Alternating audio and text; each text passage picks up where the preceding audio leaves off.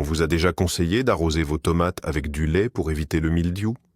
Ou de donner de la levure de boulanger à vos concombres pour une croissance spectaculaire? Je suis sûr que la réponse est oui. Ces fameux remèdes de grand-mère se transmettent de génération en génération, nous apparaissant comme des sagesses ancestrales.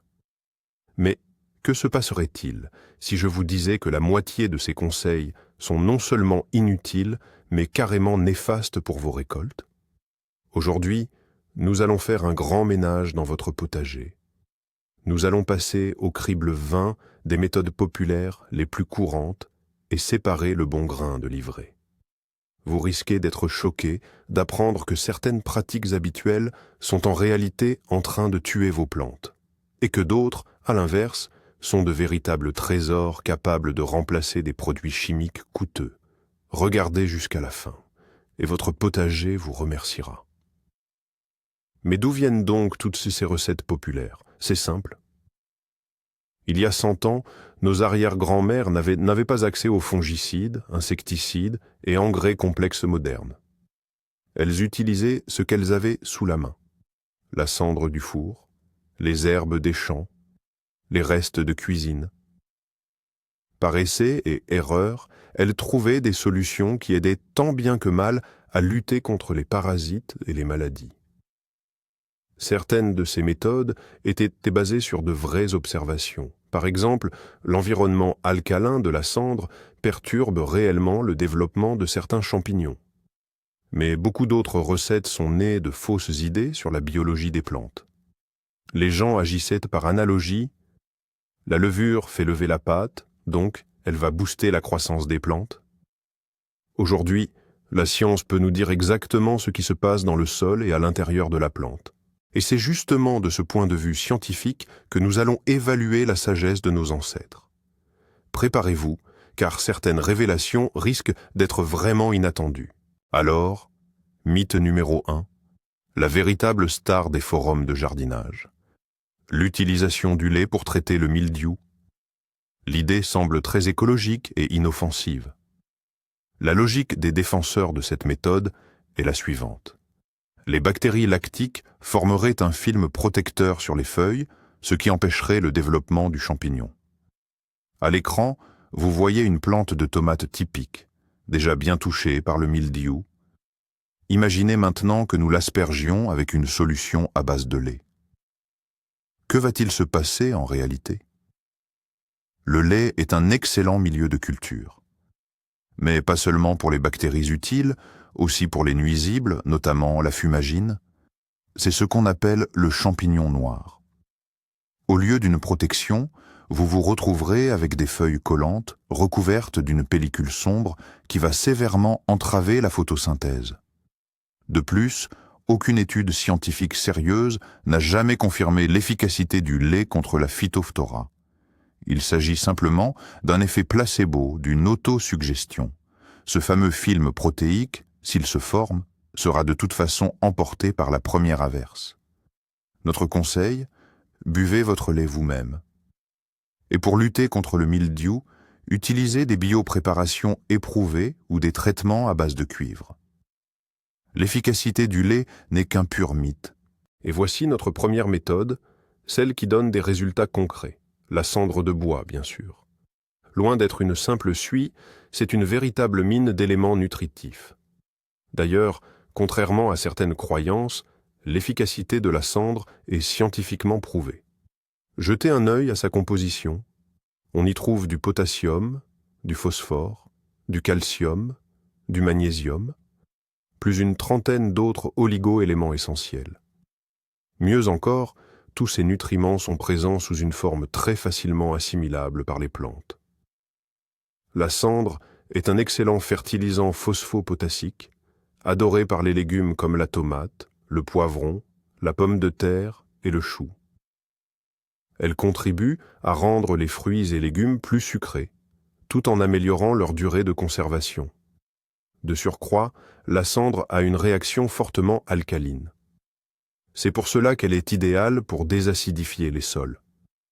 Si votre terrain présente un pH trop acide, l'apport de cendre est l'un des meilleurs moyens d'en améliorer durablement la structure.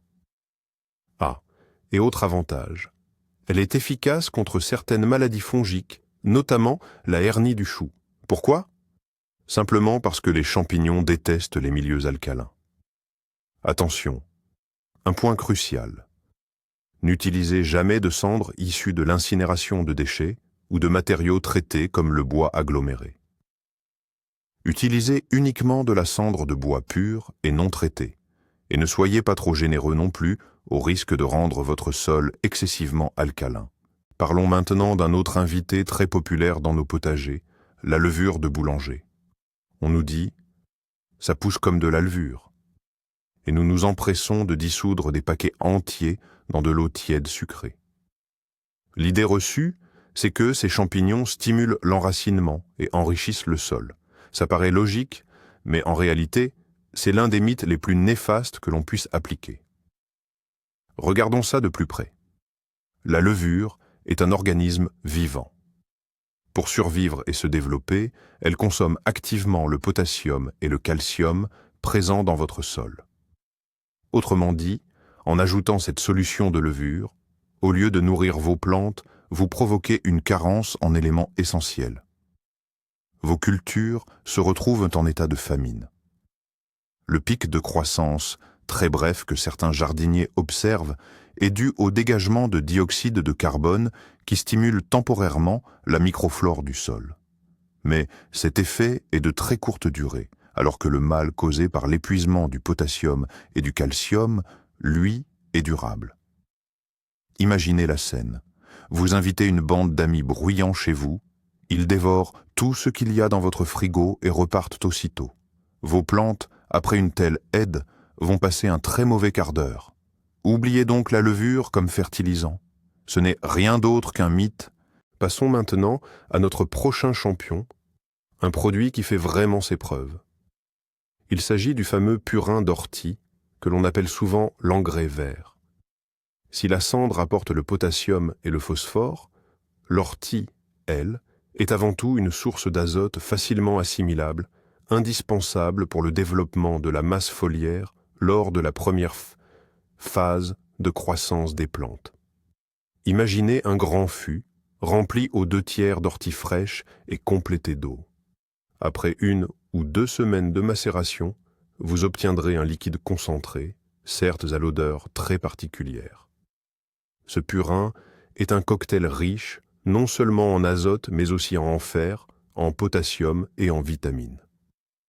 Dilué dans l'eau à raison d'1/10, il devient un excellent coup de boost pour les concombres, les choux et les tomates, notamment au début de leur croissance. C'est une véritable eau vivifiante pour les plantes. Le processus de fermentation enrichit le purin en micro-organismes bénéfiques qui améliorent la structure du sol. Attention, point crucial, n'utilisez pas le purin d'ortie pour l'oignon, l'ail et les légumineuses. Ces plantes n'apprécient pas l'excès d'azote. Pour le reste, c'est une méthode totalement opérationnelle, gratuite et d'une efficacité redoutable. Jetons maintenant un œil à notre armoire à pharmacie. On y trouve de l'iode et du verre brillant. Certains recommandent de les ajouter à l'eau d'arrosage, soi-disant pour stimuler la nouaison des tomates et des concombres, et pour désinfecter le sol. Une simple goutte d'iode par seau d'eau et la récolte serait assurée. Ça sonne un peu magique, vous ne trouvez pas? Attention, car c'est une idée reçue très dangereuse.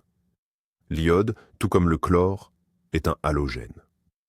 À forte concentration, il est toxique pour les plantes et il freine considérablement le développement de la microflore du sol. Les microdoses dont les plantes ont besoin, elles les trouvent déjà naturellement dans la terre. En ajoutant de l'iode artificiellement, vous risquez de provoquer des brûlures chimiques aux racines et de détruire les bactéries bénéfiques. Quant au verre brillant, connu aussi sous le nom de Zelenka, il s'agit d'un colorant aniline aux propriétés antiseptiques. Cependant, son efficacité contre les champignons qui attaquent les plantes est extrêmement douteuse. Pire encore, vous risquez d'endommager la plante et le sol inutilement. Imaginez que vous essayez de guérir un mal de tête en vous aspergeant de verre brillant. C'est exactement ce que vous faites à vos cultures. Laissez votre armoire à pharmacie pour votre propre usage et utilisez des produits spécifiques et adaptés pour le jardin. Revenons aux méthodes qui fonctionnent.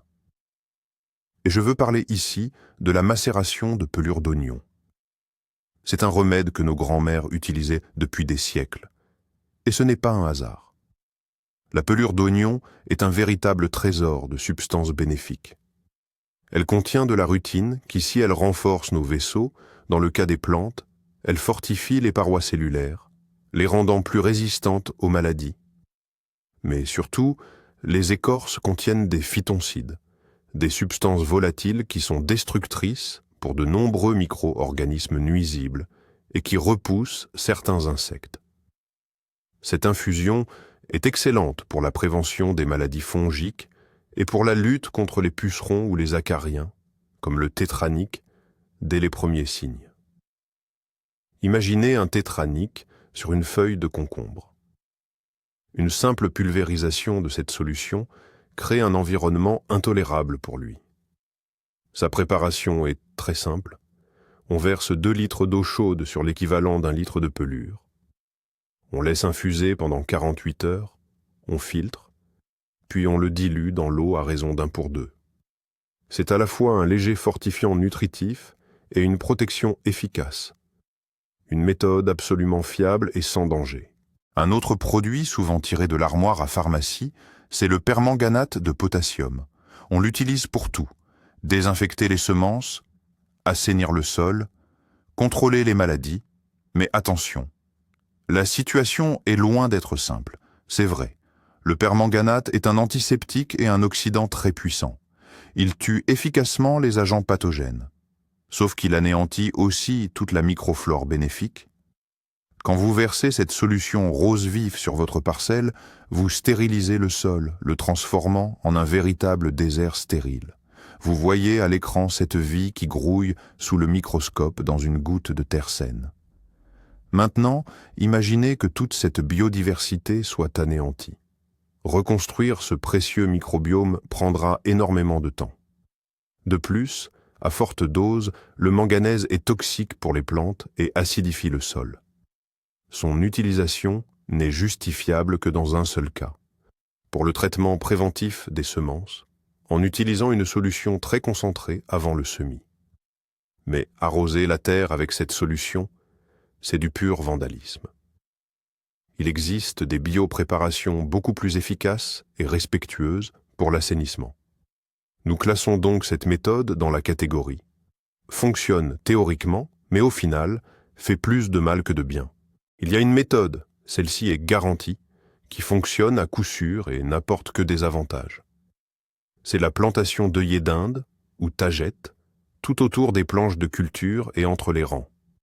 Ces fleurs vives et peu exigeantes ne sont pas qu'une simple décoration au potager. Ce sont de véritables agents de propreté. Leurs racines libèrent dans le sol des substances spécifiques, les thiophènes, qui sont toxiques pour de nombreux ravageurs souterrains, notamment les nématodes. Les nématodes sont des vers microscopiques qui attaquent les racines de la pomme de terre, de la tomate, des fraisiers, causant des dégâts considérables. Imaginez des racines couvertes de nœuds et de boursouflures. Voilà le travail des nématodes. Eh bien, les œillets d'Inde assainissent efficacement la terre de ce fléau. De plus, leur odeur forte repousse de nombreux insectes volants nuisibles, comme la mouche de l'oignon ou la pierride du chou. À l'automne, au lieu de jeter les plants d'œillets d'Inde, vous pouvez les hacher finement et les incorporer à la terre. Cela l'enrichira en matière organique et prolongera son effet purificateur. C'est simple, esthétique et extrêmement efficace. Je vous le recommande vivement. On connaît tous le dicton. Le sel, c'est la mort blanche. Pourtant, étrangement, une fois qu'on est au jardin, on a tendance à l'oublier.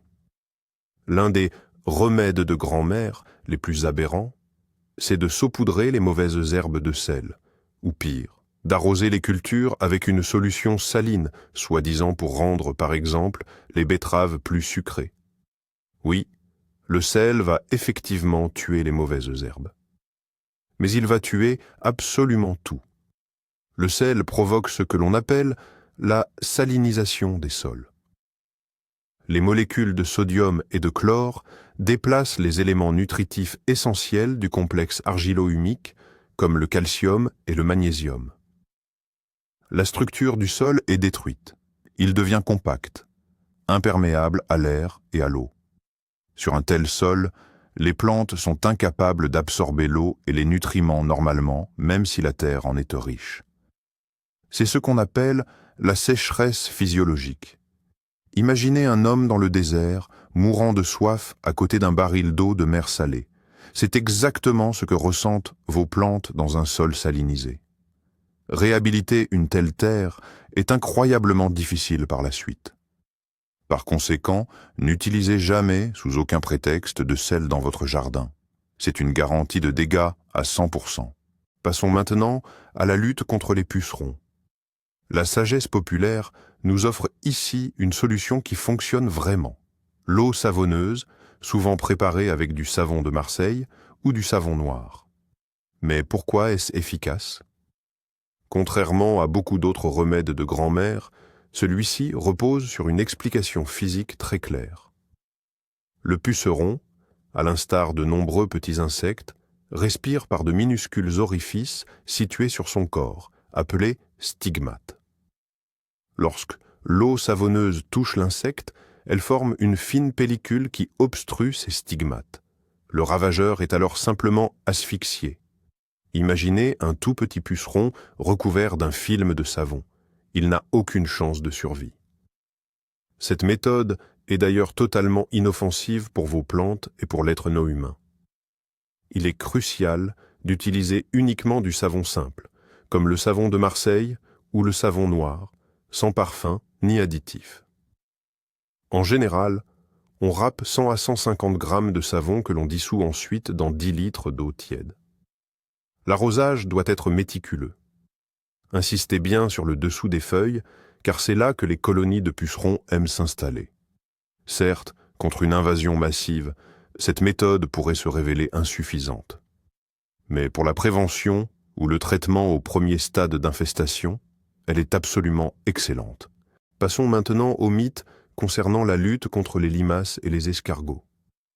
Beaucoup de jardiniers croient que les coquilles d'œufs concassés, dispersées autour des plantes, créent une barrière infranchissable pour ces mollusques. La logique derrière cette idée, c'est que les bords coupants des coquilles sont censés blesser le ventre délicat de la limace. À l'écran, vous voyez une limace ramper sur une lame de couteau. Ce n'est pas un montage. Le corps de la limace est recouvert d'une épaisse couche de mucus qui la protège parfaitement des coupures. Pour elle, vos coquilles ne sont que de petites aspérités sur la route. Elle franchira cet obstacle sans effort pour atteindre votre chou ou votre hosta. De nombreuses expériences menées par des jardiniers passionnés qui ont filmé les escapades nocturnes des limaces le confirment. Certes, la coquille d'œuf est une excellente source de calcium pour votre sol, mais il faut l'intégrer sous forme de poudre ou de farine pour qu'elle se décompose plus rapidement. Par contre, en tant que répulsif contre les limaces, c'est une méthode totalement inefficace. Ne perdez pas votre temps. Alors, qu'est-ce qui est vraiment efficace contre les limaces? Eh bien, les remèdes de grand-mère ont la solution. La poudre de moutarde. Ça, pour le coup, les limaces détestent vraiment ça. Contrairement aux coquilles d'œufs, la moutarde a une action chimique. Elle irrite la peau des mollusques qui feront tout pour éviter d'entrer en contact avec elle. Si vous étalez la poudre de moutarde sèche en cercle autour des plantes, ou si vous en saupoudrez les rangs, vous créez une barrière plutôt efficace. Bien sûr, il faudra renouveler l'opération après la pluie. Mais la pulvérisation des plantes avec une solution de moutarde est encore plus performante. On dilue environ 100 grammes de poudre dans 10 litres d'eau, on laisse infuser pendant 2 heures, puis on pulvérise les feuilles, surtout celles du dessous. Les limaces n'auront aucune envie de goûter à ces feuilles assaisonnées avec cette sauce piquante. En plus des limaces, l'odeur de la moutarde repousse beaucoup d'autres nuisibles. C'est une méthode sûre, économiques et qui fonctionnent réellement pour protéger votre récolte contre ces mollusques affamés. Alors, oubliez les coquilles d'œufs et passez à la moutarde. Analysons une autre astuce de cuisine très répandue.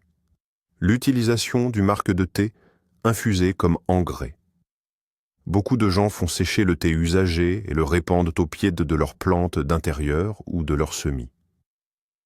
Ils pensent que c'est un excellent amendement organique. En réalité, la quantité de nutriments qui restent dans le marc de thé est négligeable. Cela n'apporte strictement rien de significatif pour la nutrition de vos plantes. Mais ce n'est que la moitié du problème. Le vrai danger est ailleurs. Le marc de thé humide, qu'il soit dans un pot ou dans une jardinière, crée un environnement idéal pour le développement des moisissures et des champignons. De plus, les moucherons de terreau ou cyarides en raffolent. Ce sont ces petites mouches noires qui volent au-dessus de vos plantes. Leurs larves vivent dans le sol et peuvent endommager les racines fragiles de vos jeunes pousses. Imaginez que vous êtes en train de créer vous-même un véritable incubateur à nuisibles juste là sur votre rebord de fenêtre. Le bénéfice est donc nul et le risque de dommage bien réel. Le mieux est de jeter le marc de thé au compost, où il sera vraiment utile. Mais l'utiliser pour la fertilisation des plantes d'intérieur, ce n'est qu'un mythe. Évitez. Passons maintenant au paillage et concentrons-nous plus particulièrement sur l'utilisation de la sciure de bois. C'est une méthode qui fait souvent débat, mais si elle est bien employée, elle donne d'excellents résultats. Pour rappel, le paillage consiste à recouvrir la surface du sol afin de maintenir l'humidité, de limiter la pousse des mauvaises herbes et d'améliorer la structure du terrain. La sciure de bois remplit parfaitement ce rôle. Une épaisseur de 5 à 7 cm empêche l'eau de s'évaporer trop rapidement et protège efficacement les racines contre la chaleur excessive. Attention, il y a cependant une nuance capitale à prendre en compte. Pour se décomposer, la sciure fraîche mobilise une grande quantité d'azote que les bactéries du sol prélèvent directement aux dépens des plantes. Le résultat est un risque de carence en azote pour vos cultures. Les plantes jaunissent, c'est la chlorose, et leur croissance est fortement ralentie. Pour éviter ce phénomène, il est indispensable de préparer la sciure. Soit on la laisse composter pendant au moins 1 an, soit, avant de l'épandre, on l'arrose abondamment avec une solution d'engrais azoté comme l'urée. On peut également se servir de la sciure plus ancienne, déjà noircie ou pré-décomposée. Si cette règle est bien respectée, la sciure est un excellent paillis, efficace, peu coûteux et facile à mettre en œuvre. Pulvériser du Coca-Cola pour éradiquer les pucerons. Ça a des airs de mauvaise blague, pourtant ce prétendu remède circule sur la toile depuis des années. Ces adeptes affirment que l'acide phosphorique contenu dans la boisson attaque et dissout le tégument des insectes. Mais analysons cela sous l'angle du bon sens. Qu'est-ce que le Coca-Cola ? C'est avant tout une quantité astronomique de sucre. En pulvérisant vos plantes avec ce sirop extrêmement collant, vous créez l'environnement idéal pour le développement de la Piptotopampfumagine, Allicrana, ce fameux champignon noir. Vos feuilles se recouvriront d'un dépôt qui va obstruer les stomates et, par conséquent, perturber la photosynthèse. De plus, l'odeur sucrée attirera les fourmis dans votre jardin. Or, les fourmis sont les célèbres éleveuses ou bergères des pucerons. Elles assurent leur protection contre les prédateurs et les transportent vers des pousses plus jeunes. Autrement dit, en pensant vous débarrasser des nuisibles, vous allez en réalité leur offrir un environnement encore plus confortable et faire venir leurs principaux alliés. Quant à l'acide phosphorique, sa concentration dans la boisson est beaucoup trop faible pour nuire aux pucerons, mais elle est en revanche suffisante pour brûler les jeunes feuilles fragiles. Ce mythe est absolument absurde, nuisible et totalement dénué de fondement. Voici une technique essentielle à l'agriculture biologique et qui fonctionne à merveille. L'utilisation des engrais verts. Les engrais verts sont des plantes cultivées, non pas pour la récolte, mais pour améliorer la fertilité du sol. Il s'agit le plus souvent de moutarde, de facélie, de seigle, d'avoine ou de légumineuses. Comment cela fonctionne-t-il? Imaginez un sol nu après la récolte. Il est sujet à l'érosion et les nutriments s'y lessivent. En semant des engrais verts, vous recouvrez cette terre d'un tapis végétal. Leur puissant système racinaire ameublit le sol, capte les nutriments des couches profondes et lui donne une structure grumeleuse et bien aérée. Lorsque les engrais verts Mopisiwi sont suffisamment développés, ils sont fauchés et enfouis dans la couche superficielle du sol. Là, cette masse végétale se décompose, enrichissant la terre en matière organique et en azote, à l'égal du meilleur des fumiers. De plus, certains engrais verts, comme la moutarde, libèrent des substances qui suppriment la croissance des mauvaises herbes et repoussent les ravageurs tels que le topin. C'est un outil puissant d'assainissement et d'enrichissement du sol, connu depuis l'Antiquité et confirmé par l'agronomie moderne. Un autre conseil curieux, celui de placer des briques rouges sous les pieds de courgettes ou de courges. L'idée est que la brique emmagasine la chaleur du soleil durant la journée et la restitue la nuit, réchauffant ainsi la plante. Ça semble logique, mais prenons un moment pour y réfléchir. La capacité calorifique d'une seule brique est infime. Elle sera refroidie, littéralement, une demi-heure après le coucher du soleil. Elle ne peut avoir aucune influence significative sur la température autour d'un gros pied de courgette. C'est l'équivalent d'essayer de chauffer une pièce avec une seule bougie. Oui, on aura peut-être un léger réchauffement localisé du sol sous la brique, mais c'est une goutte d'eau dans l'océan. Il est bien plus efficace, pour conserver la chaleur, d'utiliser un paillage avec des matériaux sombres ou de couvrir les plants avec un voile d'hivernage. Ce mythe est probablement né d'une simple observation. Les cucurbitacées poussent mieux sur une terre chaude et bien réchauffée. Mais la brique, dans ce cas, ne joue qu'un rôle purement décoratif. Il n'y a aucun bénéfice pratique à cette action. C'est une fable inoffensive, mais absolument inutile. Passons maintenant à la soude. Qu'il s'agisse de bicarbonate de soude alimentaire ou de carbonate de soude, ce produit peut se révéler très utile au potager, à condition de l'utiliser à bon escient. C'est d'ailleurs une méthode qui a fait ses preuves. Son application principale est la lutte contre l'oïdium. Cette maladie fongique se manifeste par un dépôt blanc, une sorte de feutrage, sur les feuilles des concombres, des courgettes ou des rosiers. Le champignon responsable de l'oïdium déteste l'environnement alcalin. La solution de soude, une cuillère à soupe de carbonate de soude et un peu de savon noir pour 10 litres d'eau, crée un film alcalin sur la surface des feuilles. Ce film empêche alors les spores du champignon de germer. C'est un excellent traitement préventif. Il est crucial de comprendre que la soude ne guérit pas les plantes déjà fortement touchées, elle prévient surtout la propagation de la maladie. Il faut donc commencer les pulvérisations dès les premiers signes. Une solution très diluée de soude peut également servir à déacidifier le sol, mais il faut être extrêmement prudent pour éviter tout surdosage.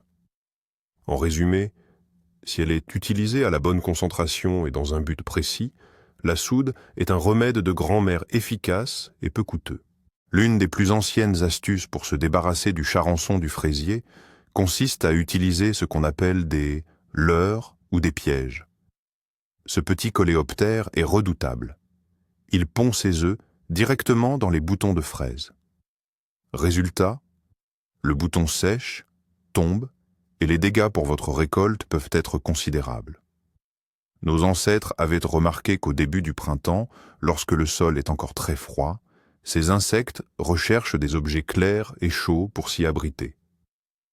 C'est exactement sur cette observation que repose la méthode. Tôt au printemps, avant même l'apparition des fleurs, on dispose donc près des plants de fraisier des morceaux de tissu blanc, des petites planches, ou même des boules de coton imprégnées d'une substance très odorante. Imaginez la scène.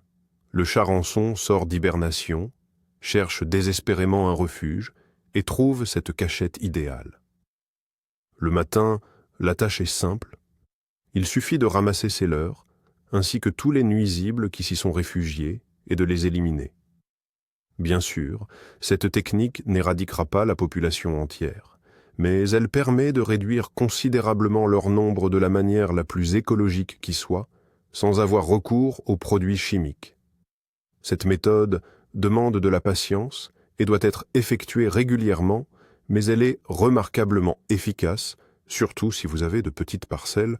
Et pour finir notre tour d'horizon, abordons un dernier mythe toxique, celui qui dit que tout ce qui est naturel est forcément bon. On voit trop souvent des jardiniers verser n'importe quoi sur leur culture, des restes de viande, du bouillon de poisson, des soupes avariées. La logique, simpliste, c'est de la matière organique, ça va se décomposer et ça fera de l'engrais. Mais c'est une erreur monumentale. Le problème, c'est que cette matière organique, en se décomposant dans le sol, attire une quantité incroyable de nuisibles. L'odeur va rameuter les mouches qui vont pondre, et vous vous retrouverez rapidement avec des asticots. Sans compter que l'odeur attirera également rats et souris. De plus, les graisses contenues dans les bouillons forment une pellicule imperméable à la surface de la terre, ce qui bloque totalement les échanges gazeux. Cela déclenche des processus de putréfaction. Ces processus asphyxient les racines des plantes et détruisent la précieuse microflore du sol. Imaginez un instant votre potager transformé en une décharge nauséabonde. Rien de bon ne pourra y pousser. Tous les déchets organiques de cuisine doivent impérativement être placés dans un compost bien géré où ils pourront subir les processus de fermentation appropriés. Verser ces restes directement sur vos cultures, c'est purement et simplement nuire à votre jardin.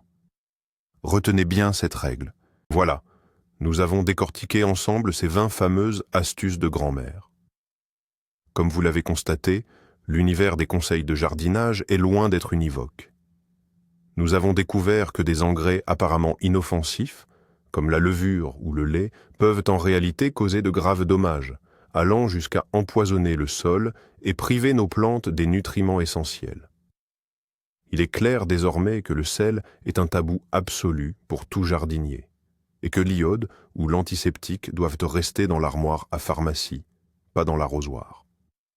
En revanche, nous avons pu constater la puissance incroyable de solutions simples et abordables.